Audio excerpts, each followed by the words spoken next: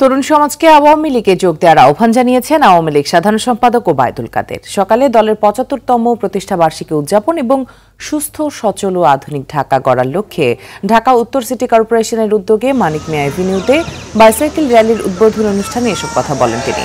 মন্ত্রী বলেন, তরুণদের উন্নয়নে কাজ করছে শেখ হাসিনা সরকার। বেকার তরুণদের কর্মসংস্থানে নির্বাচনী অঙ্গীকার পূরণ করবে আওয়ামী লীগ। এছাড়া ভারত বিরোধিতার নামে আজকে যারা আন্দোলনের ইস্যু খোঁজার চেষ্টা করছেন তারা আবারও ভুল পথে হাঁটছেন জানিয়ে সেতুমন্ত্রী জানান, শেখ হাসিনা যা করেন দেশের স্বার্থে করেন, দেশের স্বার্থ বিরোধী কিছু শেখ হাসিনা করেন না। নগদের কাছে সব গ্রাহকই প্রিয়, তাই তো সারা দেশে ক্যাশ আউট চার্জ সব।